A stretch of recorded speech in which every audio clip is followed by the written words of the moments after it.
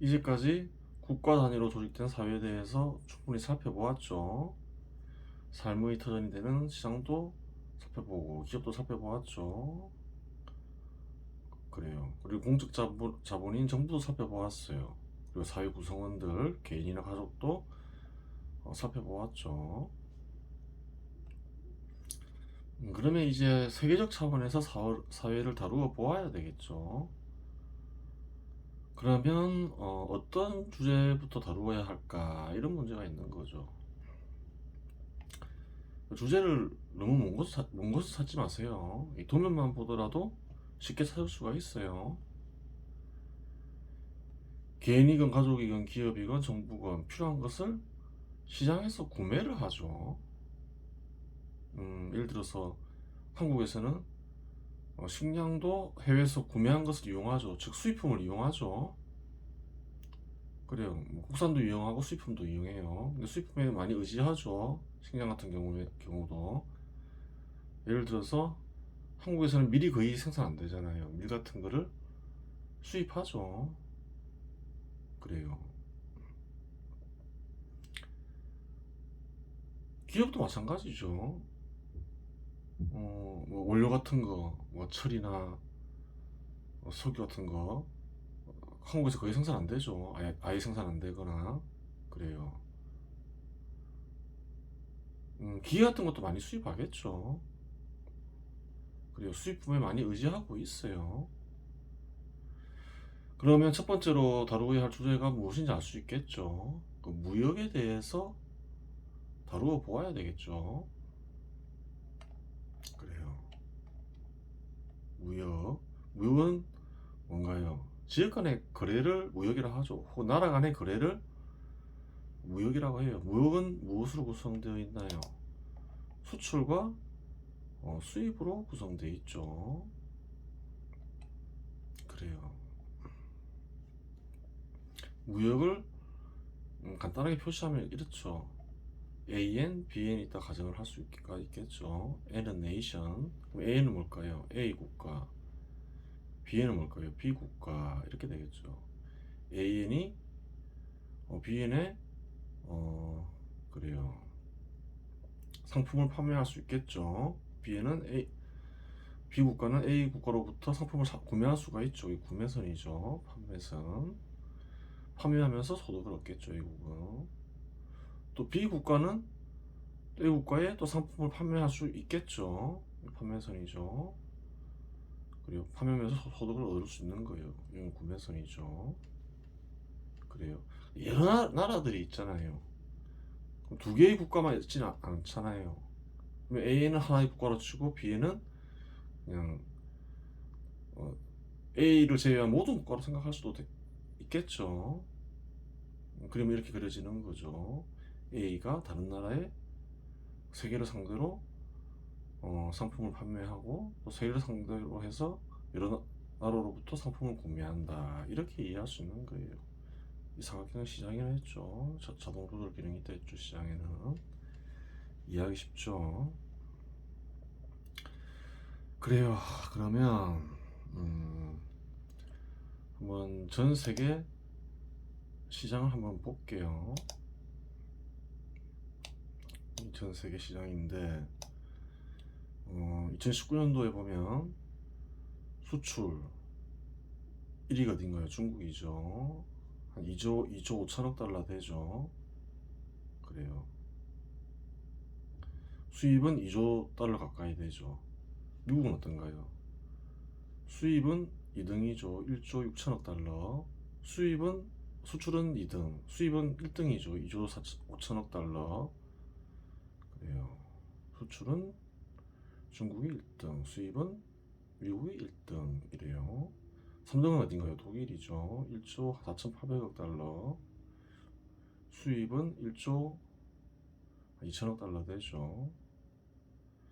그래요. 4등은 어딘가요? 일본이죠. 7천억 달러. 수출, 수입은 한 7,200억 달러. 5등은 네덜란드, 6등은 프랑스.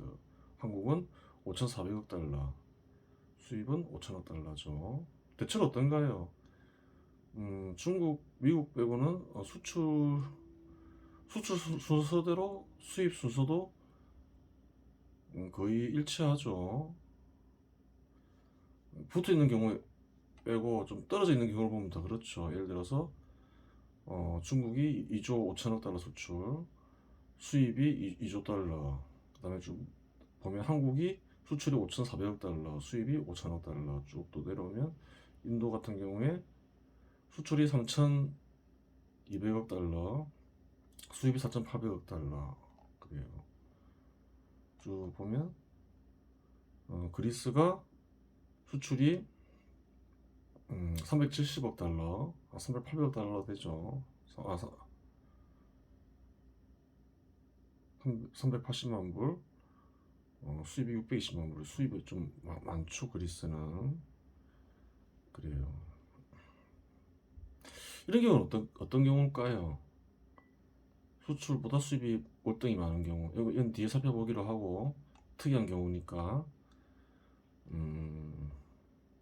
이집트는 예를 들어서 수출이, 이집트도 비슷하죠, 그리스랑. 수출이 2,800억 달러, 수입이 280억 달러, 수입이 700억 달러. 수출보다 수입이 월등히 많죠. 그래요. 이건 뒤에 다룬 문제고, 뒤에 다룬 문제가 다룬 이유가 있어요. 뭔가 좀 다른 문제가 있기 때문에 그렇죠. 대체로 어떤가요? 수출이 크면 수입이 크죠. 그래요. 수출이 크지 않고 수입이 클 수 있을까요? 예외적인 경우가 아니면 그러기는 힘들겠죠. 그래요. 대체로 수출이 크면 수입이 커요. 그래요. 어떤 특수성이 있어서 나라별로 특수성이 있어서 좀 그래요. 어떤 시점을 딱 정해놓고 보면 정확하게 알 수는 없는데 다른 방식으로 살펴보면 알 수가 있어요. 예를 들어서 볼게요. 10개국을 한번 봤어요. 10개국을 보는데 수출이 증가하면 수입이 어떻게 될까요?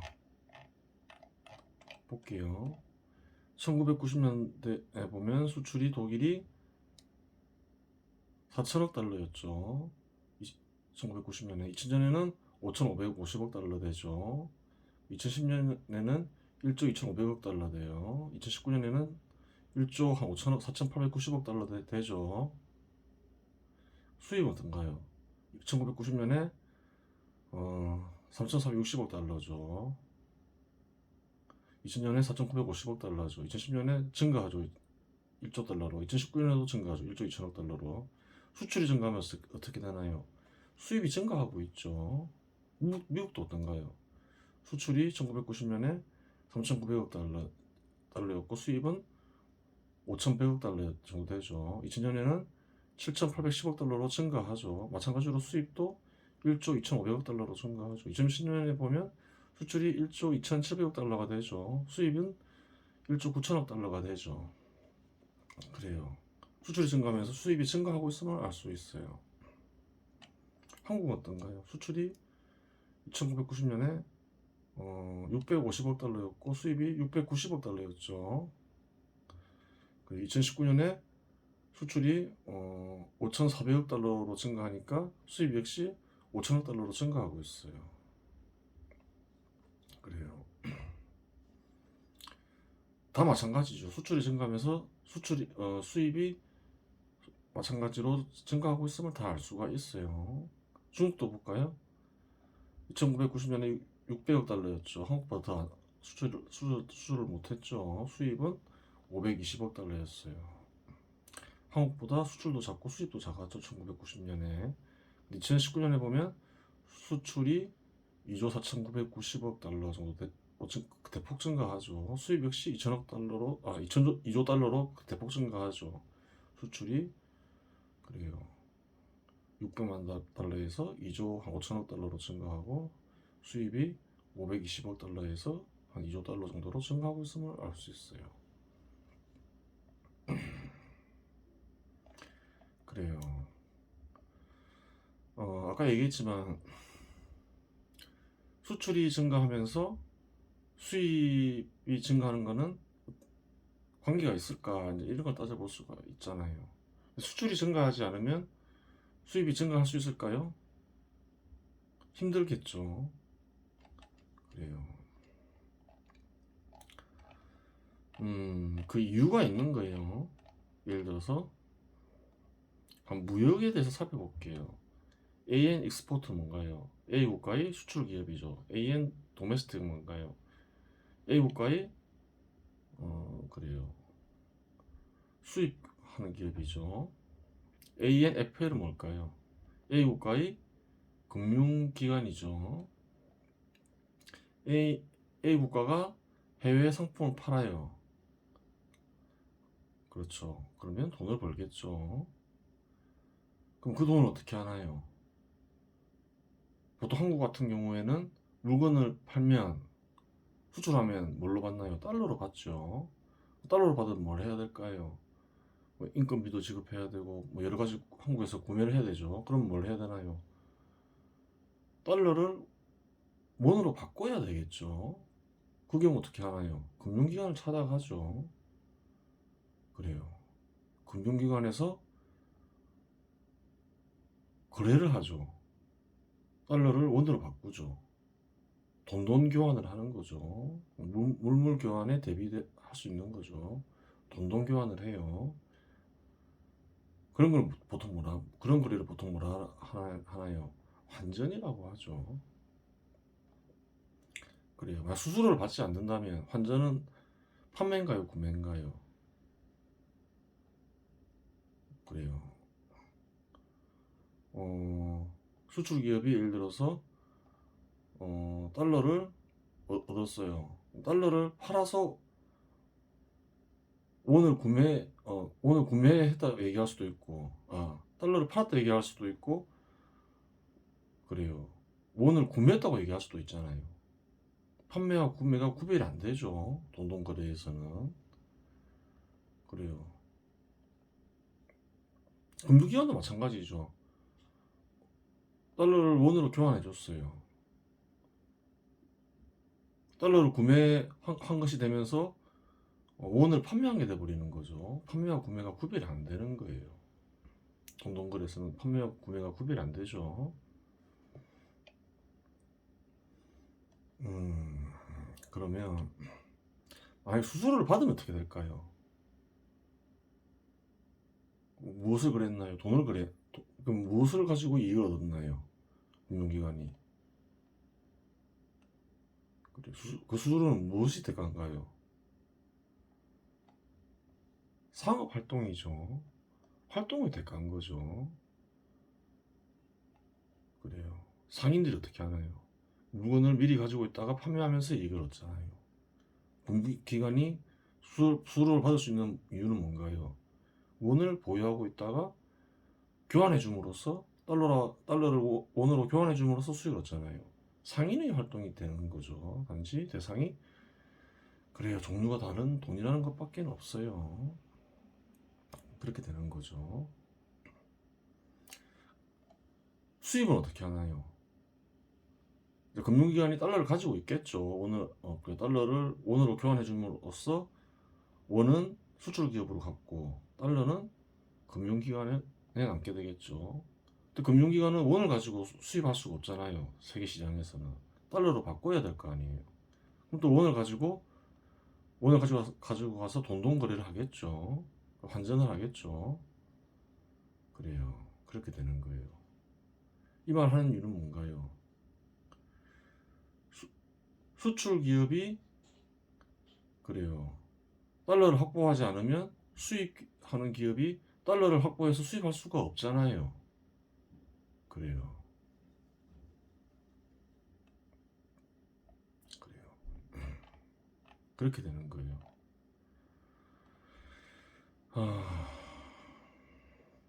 그냥 수출이 커지면 어떻게 되나요? 수출이 커지면 달러와 같은 세계적으로 거래할 수 있는 화폐가 증가하겠죠. 화폐가 있어야 거래할 수 있잖아요. 그러니까 수출이 증가하면 수입 역시 증가할 수 있는 조건이 되는 거예요. 그래요. 그렇게 되는 거예요. 그래서 수출 규모가 커짐에 따라서 수입 규모가 커짐을 확인할 수가 있는 거예요.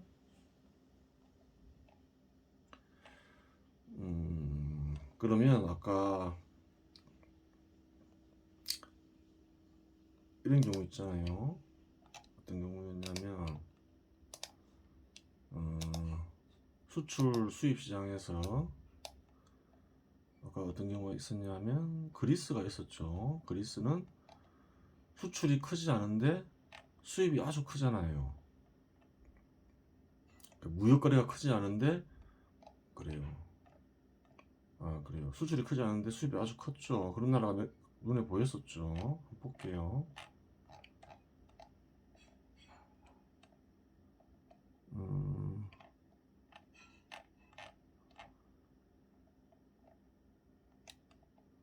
그리스,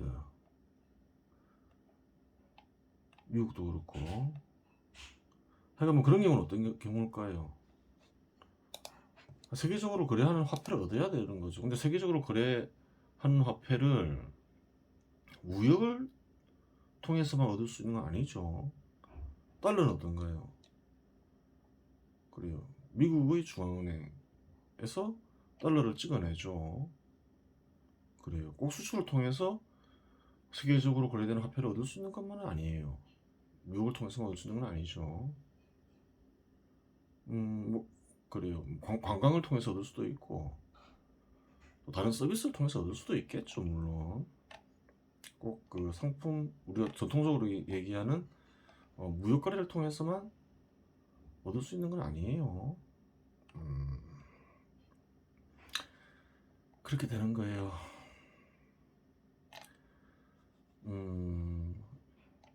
한번 다른 관점에서 이렇게 살펴볼 수도 있어요. 수출 증가율과 수입 증가율을 구할 수가 있겠죠. 독일은 1990년에서 2000년 사이 34%가 증가했어요. 그리고 미국은 98%, 일본은 66% 이렇게 증가했죠. 캐나다는 125% 증가했고, 홍콩은 145%, 한국은 한 164%, 중국은 300% 가까이 증가했죠. 그래요. 증가율이 다 달라요. 캐나다, 홍콩, 한국, 중국이 매우 높죠. 2000년에서 2010년 사이에 보면 그래요. 독일도 많이 증가했어요. 128% 증가했고 미국이 63% 증가했고 뭐 그래요. 네덜란드가 큰 폭으로 증가했죠. 130%. 한국이 170% 크게 증가하죠. 중국이 533% 증가하죠. 중국이 1990년에서 2010년 사이에 아주 크게 증가했음을 알 수 있어요. 또 2010년에서 2019년 사이에 보면 어떤가요? 좀 이상하죠. 중국이 2000년에서 2010년 사이에 533% 증가했는데 2010년에서 2019년 사이에 58% 증가하죠. 대폭 감소하죠. 그래요. 한국은 어떤가요? 170%에서 16%로 대폭 감소하죠. 홍콩은 어떤가요? 홍콩은 뭐 감소한 폭이 그래요. 아주 크진 않죠. 93%에서 30%로 감소하죠. 한국이 많이 감소했죠. 그래요. 2000년에서 2010년 사이에는 170% 증가했는데 2010년에서 2019년 사이에는 16%밖에 증가하지 않았어요. 홍콩보다 수출 증가율이 더 떨어지죠. 그래요. 한국은 그전에는 어땠나요? 170%로 2등이었죠. 그래요. 근데 독일보다도 뒤지고 미국보다도 뒤지고 미국도 그래도 28% 증가했죠. 유일하게 앞서는 게 일본이죠. 일본은 2010년에서 19년 사이에 마이너스 8%를 기록했죠. 그래요. 프랑스도 8%. 프랑스보다는 높죠. 그래요. 이탈리아는 21% 증가했죠. 이탈리아도 어떤가요? 그전에는 84%로 한국보다 낮았죠. 한국은 170%였죠. 그래요.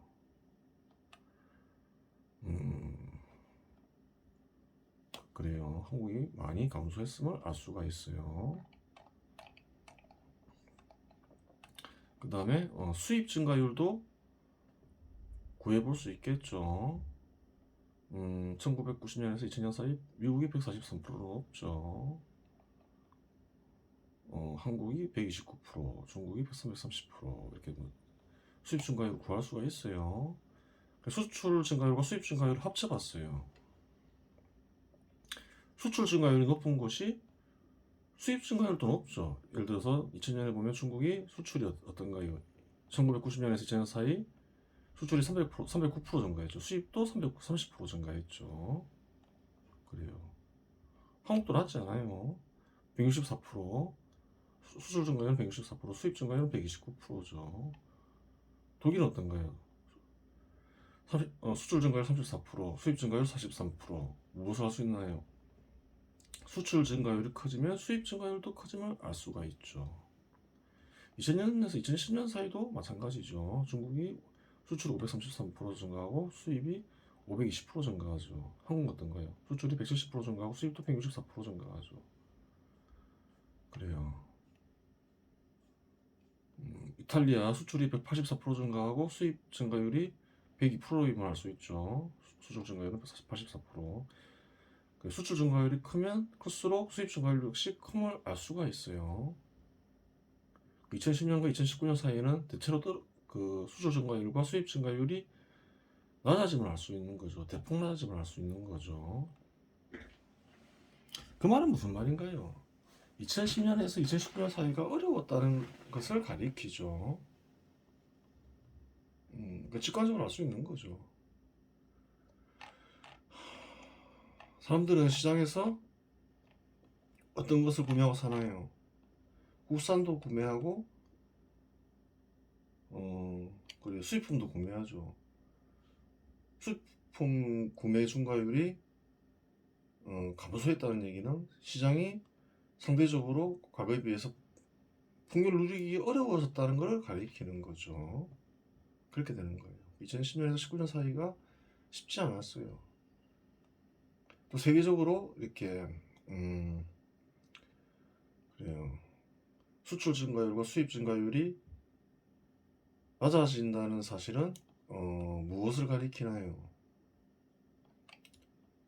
수출하는 기업들이 어려워짐을 가리키는 거죠. 그래요.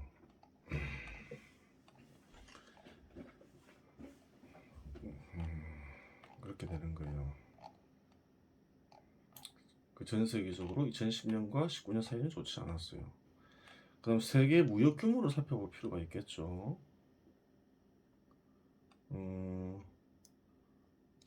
여기 보면 수출과 수입을 한번 다 합쳐볼 수 있는 거죠. 특정 시점에.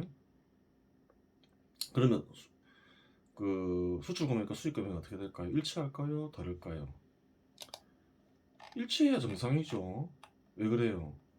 A가 B 국가에 100만 원에 팔았다. 그럼 B 국가는 A 국가는 수출을 100만 한 게 되는 거죠. B는 얼마 수입을 얼마 한 게 되나요? 100만 원 수입한 게 되는 거죠. 일치해야 정상이죠. 100만 원 수출했어. A 국가가 B 국가에 100만 원의 상품을 수출했으면 B 국가는 A 국가로부터 100만 원을 수입한 게 돼야 되잖아요. 그럼 수출과 수입이 일치해야 되잖아요. 그렇잖아요. 그런데 보면 일치하지가 않아요. 그래, 일치하지가 않아요. 2019년에는 수출 금액이 다 합치면 1경 7조 5천억 달러 되고 수입이 1경 7조 4,666억 달러 돼요. 그래요. 2010년에는 수출 규모가 1경 4천 그래요. 수출이 2019년 보면 17조 5천억 달러 되고 수입이 17조 4천억 달러 가까이 되죠. 일치하지 않죠. 2010년도 마찬가지죠. 수출이 1조 4,800억 달러, 수입이 1조 5,100억 달러 가까이 되죠. 일치하지가 않아요. 이게 왜 그럴까요? 근데 2019년 빼고는 수입이 수입 금액이 수출 금액보다 크다는 사실을 알 수 있죠. 그래요. 왜 이게 뭐 문제가 있지 않느냐 이런 생각 해볼 수가 있는 거죠. 그래요. 여기에 몇 가지 이유가 있는데 살펴보니까 일단 수출 금액과 수입 금액을 구하는 어떤 기준 금액이 잘못되어 있어요. 수출 금액은 그래요. FOB 방식으로 구하는데 여기에는 운임비, 보험료 등이 제외됐어요. 근데 수입 금액에는 운임료와 보험료를 포함해요. 그래요. 어떤 문제가 있나요? 수입 금액이 당연히 수출 금액보다 커지겠죠. 기준이 잘못되어 있어서 그래요. 비용은 따로 계산해야 된다는 거예요. 따로 계산하지 않고 비용을 수입 금액에 얹어버리니까 어떻게 되나요? 그래요. 무역 거래 금액이 달라질 수밖에 없겠죠. 아까 봤죠. 수입 금액이 수출 금액보다 대체로 크죠. 비용을 얹어서 그런 거죠. 그렇게 되는 거예요.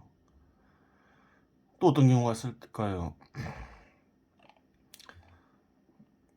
통계에 안 잡히는 자료가 있다는 거예요. 그래요. 자료를 제공하지 않는 나라들이 있다는 얘기겠죠. 그러니까 수출 금액과 수입 금액이 일치할 수가 없는 거예요. 두 가지 이유 때문에 일치하지 않아요. 그래요. 그렇게 되는 거예요. 그러면 이런 생각을 해볼 수 있잖아요. 수출 금액이 증가함에 따라서 수입 금액이 증가하니까 최근 들어서는 어떤 나라가 많이 증가했을까 그러는 걸 볼 수 있겠죠. 중국이 아까 봤을 때 중국이 수출 금액과 수입 금액이 크게 증가했었죠. 그래요. 근데 2010년과 19년 사이에는 수출 금액과 수입 금액이 대폭 감소하죠. 중국 수출 증가율을 보면 58%, 수입 증가율은 48%죠. 그래요. 중국 외에 또 어떤 나라가 2010년과 19년 사이에 수출 증가율이 컸을까? 그래요. 새로이 떠오르는 수출 강국은 어디가 될까? 그래요. 수출 신흥 강국은 어디가 될까? 한번 살펴볼 수 있겠죠. 그래요. 2010년과 19년 사이에 수출 증가율 상위 국가들을 골라보니까 이런 나라들이 있어요. 방글라데시가 196%, 그전에도 보면 어떤가요? 높죠. 177%죠. 캄보디아가 165%, 그전에는 보면 298%, 몽골이 440%, 그전에는 163%, 이런 나라가 있어요. 근데 베트남이 400%, 그전에 265%인데 빨간 줄을 쳐놨죠. 왜 그래요? 거래 규모가 작지 않아서 그래요. 그래요. 베트남이 보면 수출이 얼마인가요? 2640억 달러 가까이 되죠. 그래요. 2640억 달러는 적은 수치가 아니에요. 그래요. 작은 수치가 아니에요. 한국이 얼마인가요? 한국이 5,400억 달러 가까이 되죠. 베트남이 한국의 수출 금액의 절반 정도는 따라온 거죠. 프랑스가 얼마인가요? 5,500억 달러 가까이 되죠. 그래요. 베트남이 그래요. 수출 금액이 만만치 않음을 알 수 있는 거예요. 그래요. 베트남을 한번 보니까 면적은 한국보다 3배 정도 크죠. 그래요. 한국은 1,000만 헥타르, 베트남은 3,300만 헥타르 가까이 되죠. 인구는 한국이 5,100만 명, 베트남이 9,700만 명, 한국보다 한 2배 가까이 많죠. 그래요. 근데 이제 아직까지는 한국에 비해서 많이 떨어지죠. 국내 총생산은 어떤가요? 한국이 1조 6천억 달러, 베트남은 한 2,700억 달러죠. 절반도 안 되죠. 1인당 국내 총생산은 한국이 31,000불, 베트남은 2,786불 정도밖에 안 돼. 10분의 1도 안 되죠. 그래요. 그러니까 인구가 많고 면적이 크다 해서 무조건 발전하는 게 아니에요. 베트남 보면 알죠. 한국이 면적도 작고 인구도 작지만 국내 총생산이나 1인당 국내 총생산은 훨씬 큼을 알 수가 있는 거죠. 그래도 최근 들어서 베트남이 빠른 속도로 발전하고 있다. 그것을 알 수 있는 거죠. 베트남은 인구가 많고 그래 면적도 컸는데 왜 이렇게 못 살게 됐을까요? 공산주의 국가다 하다가 굉장히 가난해졌었죠 한때. 지금도 뭐 공산주의를 표방하고 있지만 80년대 후반 이제 그래요. 뭐 시장이나 이렇게 시장을 도입하고 뭐 여러 가지 기업을 육성하는데 애썼죠. 그러면서 좀 많이 나아지고 있는 편이에요. 그래요. 그래요. 베트남 소득 현황을 보면 국내 총생산이 1990년에는 얼마인가요? 한 60억 달러밖에 안 됐죠. 2020년에는 얼마인가요? 2,700억 달러 가까이 되죠.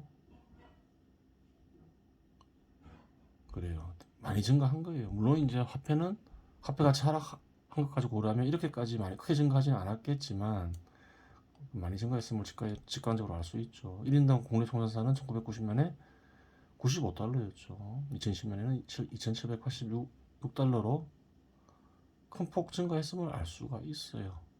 그래요. 그래요. 이제 앞에서 얘기했죠.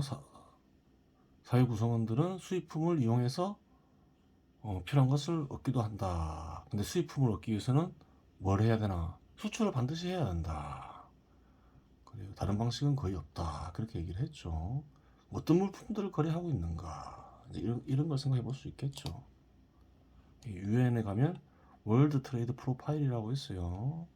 여기에 보면 거래하는 것들이 나와 있죠. 그래요. 뭐 푸드 앤드 라이브 애니멀즈 이런 것도 음식 같은 거 거래한다는 거죠. 식량 같은 거. 또 살아있는 그래요. 가축도 동물도 거래한다. 그래요. 구체적 내용은 대충 보면 알죠. 뭐 그래요. 뭐 라이스도 보이죠. 라이스, 쌀, 미트, 고기. 그래요. 피시, 생선도 거래하고. 그래요. 슈가, 코코아 이런 것도 다 거래한다. 한국도 코코아 그래요. 수입하죠. 커피도 수입하고 다 하죠. 프루트, 과일. 그래요. 또 뭐 비버리지 앤드 트바코 뭔가 음료수나 담배도 거래한다. 알코올, 비버리지 뭐 이런 것도 그래요. 술도 거래한다. 한국도 많이 뭐 필요한 걸 구매하죠. 양주 또 요즘에 맥주 같은 것도 해외에서 많이 수입하죠. 크루드 머티리얼즈 원료를 가리키죠. 기업들이 구매하는 걸 가리키겠죠. 그래요. 뭐 우드, 목재, 뭐 그래 뭐 오일도 보이고 그러잖아요. 아이언 코어, 뭐 철광석을 얘기하는 거겠죠. 그래요. 뭐 그런 것들 구매해요. 필요한 것들 다 구매하죠. 미네랄 퓨얼즈. 그래 뭐 이런 건 어떤가요? 연료를 가리키는 거죠. 콜, 뭐 석탄, 그렇죠. 오일즈 보이죠. 석유. 그래요. 이렇게 필요한 것들 다 구매해요. 어떤 것들을 거래하고 있는지 알고 싶으면 그래요. 쭉 살펴보면 되겠죠. 뭐 리트, 뭐 리드, 뭐 가죽, 페이퍼 앤드 뭐 이런 거 보이죠. 뭐 종이 이런 것도 보이는 거죠. 글래스, 하여튼 여러 가지 그래야지 않는 게 거의 없겠죠. 그 머시너리 앤드 트랜스포트 이퀴먼트 설비 뭐 기계 장치 같은 것도 그래야겠죠. 보일러도 보이고 그러죠. 한번 볼만해요. 그래요. 이번 시간에는 무역에 대해서 살펴보았습니다.